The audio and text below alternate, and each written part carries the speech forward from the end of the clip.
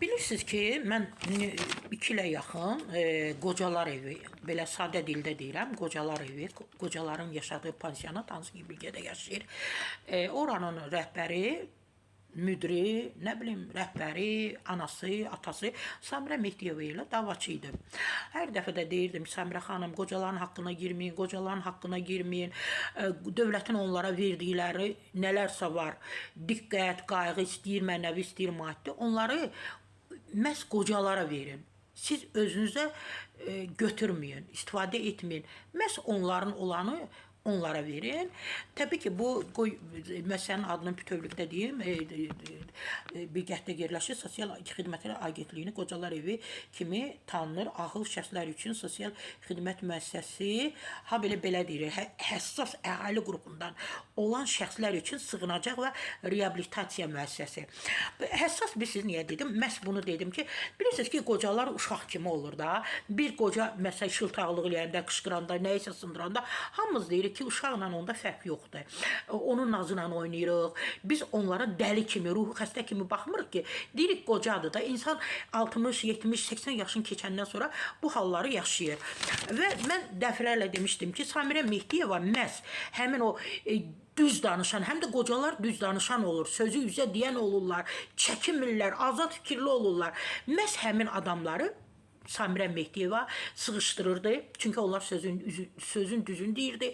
Gələn qonaqlara demək istədiklərini Samirə Mehdiyeva qarşısına alırdı.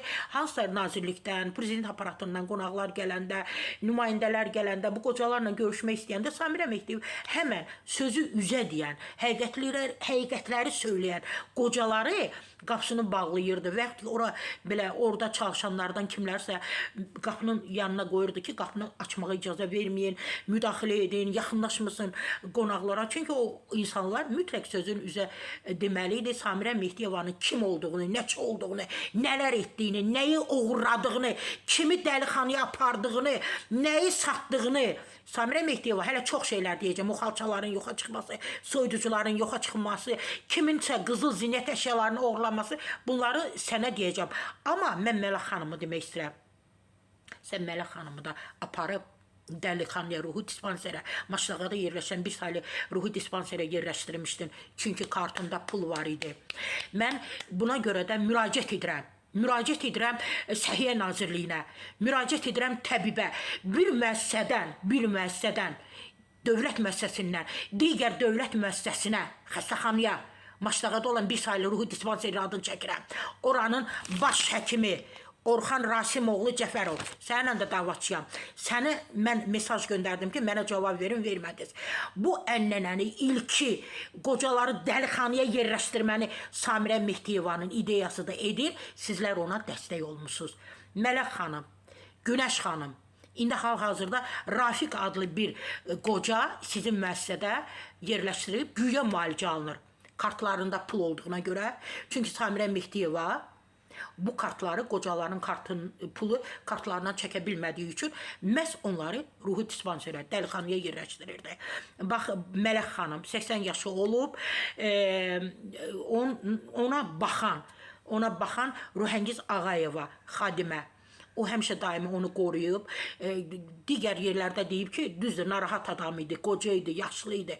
Narahat adamlarının biz xarakterin, xasiyyətini bilirik. Amma onu dəlixanaya, ruhi dispanserə, Maşlaqada yerləşən bir saylı ruhi dispanserə yerləşdirəndə hamımız narahat olduq. Çünki onun kartında pul var idi, zinət əşyaları var idi.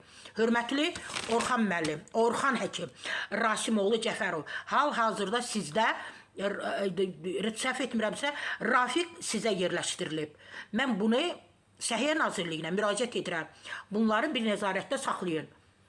Bu Maşlaqada ruhi dispanser, dövlət müəssisəsindən gəlmiş, dövlət müəssisəsinə gələn şəxslərin, qocaların kartından niyə pul çəkməyə çalışır? Hələ ki, indi Orxan həkim hələ ki yenidir, keçmiş baş həkim